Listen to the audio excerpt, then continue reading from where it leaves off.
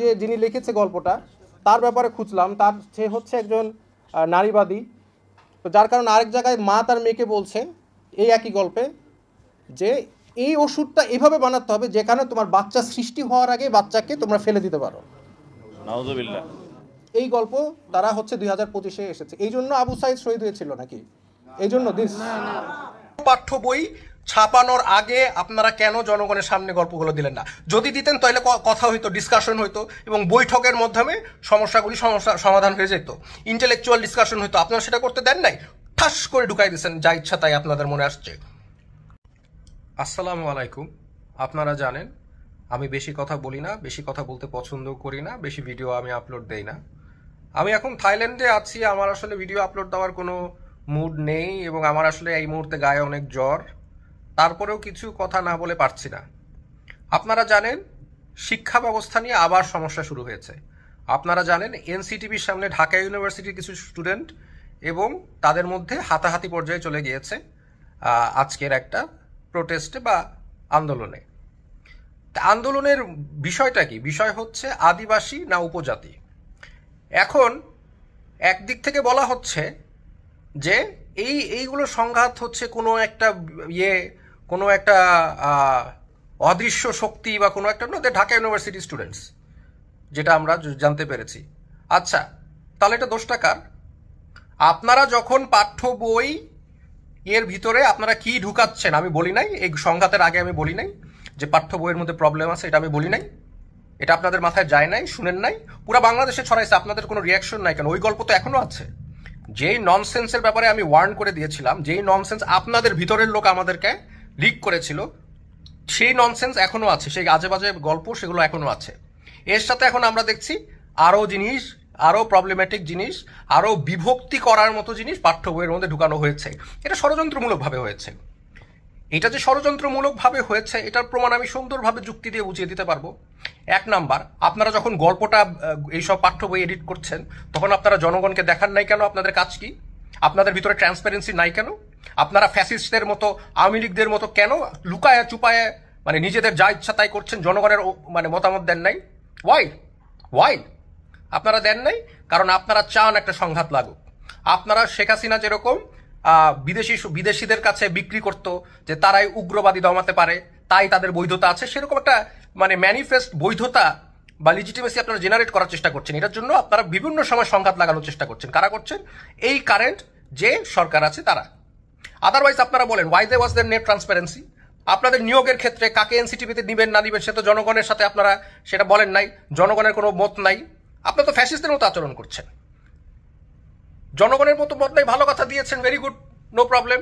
এখন আপনারা পাঠ্য বইতে কি গল্প দিবেন সেটার মধ্যে ট্রান্সপারেন্সি ছিল না কেন? আপনারা আগের থেকে দেখান নাই কেন জনগণকে যে তারা এগুলো বই পছন্দ করে কিনা, গল্প পছন্দ করে না? Because you don't care, because you are a fascist, you don't care যে কি জনগণের মত কি। আপনারা আপনাদের আদর্শ আমাদের উপর চাপিয়ে দিতে যাচ্ছে। আচ্ছা, তার ফলশ্রুতিতে কি হলো? এই ঘটনা ঘটলো। So I want to make things clear, you are responsible because you have no transparency and you are behaving like a fascist government. এইটা বলার আসলে কোনো কারো এখন পর্যন্ত কারো হিম্মত হয় নাই, বাট উই ডোন্ট কেয়ার, বুঝছেন না? আমাদের জীবনে আমরা যখন আন্দোলনে গিয়েছি আমরা we are ready to die. আমাদের জীবনের কোনো মানে কখনোই ছিল না, মায়া ছিল না। আর বাংলাদেশে তো আমি ফার্স্ট কিছু করলাম ওই 24-এর no. I was there in 2013, হেফাজতে আমি ছিলাম। I was there in 2015, I was there in 2018, I was there in 2021। বাংলাদেশের সকল সমস্যার মধ্যে আমি মানে জীবন ঝুঁকি নিয়ে আমি সংগ্রাম করে এসেছি। আপনারা এখন আমাকে বুঝাইলে হবে? আপনি বলেন আপনারা যে আমিও উগ্রবাদী, এটা বিক্রি করেন, দেখেন জনগণ খায় কিনা, বলেন। কেউ খাবে না বিকজ আপনার ফ্যাক্ট ইজ আপনাদের ভিতরে কোনো ট্রান্সপারেন্সি নাই। আপনারা চোরের মতো কাজ করেন। আপনাদের জনগণের মত আপনারা নেন না, আপনারা নিজের মত চাপিয়ে দেন। এটার সাথে কি কেউ দ্বিমত করবেন? আপনারা দ্বিমত করবেন? তাহলে যদি দ্বিমত করেন প্রমাণ দেখান। আপনারা কেন পাঠ্য বই ছাপানোর আগে আপনারা কেন জনগণের সামনে গল্পগুলো দিলেন না?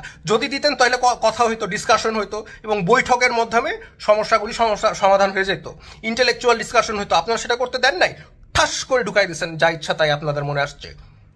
তা আপনারা একটা বৈষম্যবাদী সরকার, আপনারা একটা মানে আস্তে আস্তে দিনের পর দিন, আপনাদের প্রথম দিকে আমি সমর্থন করেছি, এখন দিনের পর দিন আপনাদের আচরণ ফ্যাসিস্টদের মতো হয়ে যাচ্ছে। হ্যাঁ, এটাই হচ্ছে বাস্তবতা। আপনারা যদি এটার সাথে একমত না হন তাহলে আপনাকে এক্সপ্লেইন করেন যে কিভাবে ট্রান্সপারেন্সি ছাড়া এবং কিভাবে ইচ্ছাকৃতভাবে সংঘাতের দিকে এই সরকার আমাদের জনগণকে নিয়ে যাচ্ছে।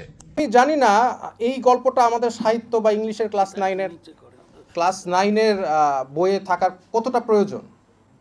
আপনারা এই যে ভাইয়া বলছিল যে আমাদের ইসলামিক আমরা আন্দোলন করেছি ইসলামের জন্য, এবং উনি বলছিল যাতে ইসলামিক ভ্যালুজ রাখে, আমাদের সংস্কৃতি যাতে ইসলাম এর যে মূল্যবোধটা সেটা আসে। আমাদের নবী করিম সাল্লাল্লাহু আলাইহি ওয়াসাল্লাম কি এই ধরনের ওয়ার্ড ব্যবহার করা কোনো গল্প বা এই শিক্ষার মধ্যে দিয়েছিল? কোরআনে কি এই ধরনের ওয়ার্ড আছে? তাহলে আমাদের এই ওয়ার্ডের এই গল্পের, এবং আমি লেখক যিনি লিখেছে গল্পটা তার ব্যাপারে খুঁজলাম, সে হচ্ছে একজন নারীবাদী।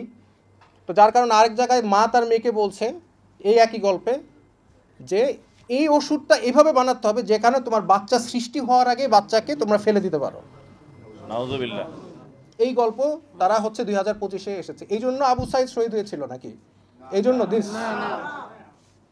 তাহলে ইন দ্যাট কেস আমাদের তো আমরা কি চেষ্টা করেছি প্রত্যেকটা কমিটির মধ্যে একজন আলেম রাখার জন্য? না, দাবি তুললে তো হবে না, আন্দোলন তো আমরাও করেছি। আমাদের এখানে স্টেক আছে না, শুধু দাবি তুললে হবে? তো যার কারণে এটা তো আপনারা দেখবেনই। এবং এখনও এটা যেহেতু বই পাবলিশ হয় নাই, এখনও পরিবর্তন করার সময় আছে। আমি চাই যে আপনারা একটু চিন্তা করেন যে আমাদের সংস্কৃতির সাথে এই ধরনের গল্প যায় কি না। আমি এগুলো একটা টিচার ক্লাসের মধ্যে বাচ্চারা তো কম বয়সী বাচ্চারা জিজ্ঞেস করবে যে স্যার এই যে স্লাট কথাটার মানে কি মানে কি, তারপরে টিচার স্টুডেন্ট ডিসকাশন করবে এটা কি দরকার, নেসেসারি? তাহলে কেন এটাকে ইনক্লুড করা হলো, কে করলো? তো যার কারণে কালচার, আসলে আমাদের কালচারটা কি? আমাদের যে এই আন্দোলনে সব মতদর্শের মানুষ আন্দোলন করেছে, কিন্তু মেজরিটি মারা গিয়েছে, শহীদ হয়েছে। কেউ যাওয়ার জন্য এই আন্দোলনে অংশগ্রহণ করে না, শহীদ হওয়ার জন্য আসছে। আর তাদের চিন্তাধারা ছিল ইসলামিক, কিন্তু এই ইসলাম কথাটা যে আন্দোলনের সাথে জড়িত সেটা মানুষ আস্তে আস্তে, কিছু মানুষ চাচ্ছে যে এটা চলে যাক। আমি আন্দোলনে ছিলাম, নেতৃত্ব দিয়েছি, আমি ইসলামের জন্য করেছি, আমি যাওয়ার জন্য করি নাই। তো যার কারণে আমি বলতে চাই যে আমাদের যে ইসলামিক মূল্যবোধ আছে, যে এখন বলছে স্পিরিট অফ অগস্ট মুভমেন্ট, এটা হচ্ছে মুক্তিযোদ্ধা চেতনা টাইপের। এই স্পিরিট অফ অগস্ট মুভমেন্টটা কি আসলে? আমার জন্য তো স্পিরিট একটাই, সেটা হচ্ছে ইসলাম। এবং আমার ইসলাম, আমি মনে করি আমার যতটুকু জ্ঞান আছে, ক্ষুদ্র জ্ঞান, এই ধরনের জিনিস একটা টিচার একটা স্টুডেন্টের সাথে ডিসকাশন বা করতে পারে না। এবার প্রশ্নের মধ্যে দিয়েছে যে ওই মেয়ে যদি ছেলে হতো তাহলে কি তার সাথে তার মা কিভাবে ওর ভিন্নভাবে আচরণ করতো? এই হচ্ছে শিক্ষা। তাহলে আন্দোলন করে আমরা দেশ স্বাধীন করলাম কিসের জন্য? ওয়াই? তো এই সংস্কৃতি আসলে কি আমরা চেয়েছি? এটা আপনারা একটু চিন্তা করেন, ভাবেন, আর একটু এই জিনিসটা নিয়ে আপনারা একটু দেখেন যে আমরা আসলে এই ধরনের, এখনো তো সময় আছে, ছাপানো হয় নাই, যাতে আমরা আশা করি এই গল্পটা যাতে বইয়ে না থাকে। আরো আছে কিনা জানতে, এটা তো আরেকটা ভালো পয়েন্ট আপনারা বলেছেন, আরো আছে কিনা। এখন এই সরকারের ভিতরে তো ট্রান্সপারেন্সি নাই, তারা আমাদেরকে আগে দেখাবে না তারা কি গল্পগুলো দিয়েছে, জনগণের সাথে ক্লিয়ার হবে না? সংবিধান কি পরিবর্তন করছে সেটা ক্লিয়ার হবে না? পাঠ্য বই ক্লিয়ার হবে না? তারা তো সব গোপনে করছে। কেন গোপনীয়তা? কেন এটা লিক করেছে? কেন লিক করা লাগবে? আমাদের তো জানার কথাই ছিল আপনারা কি কাজ করছেন পাবলিশার। তো এইটাই বলে আমার বক্তব্য শেষ করেছি। আমি যখন এটা জানতে পারি আমি আসলে মানসিকভাবে একটু আহত হই যে এটার জন্য কি আমি জেল খেটেছি, মার খেয়েছি, নির্যাতন হয়েছি এই জন্য?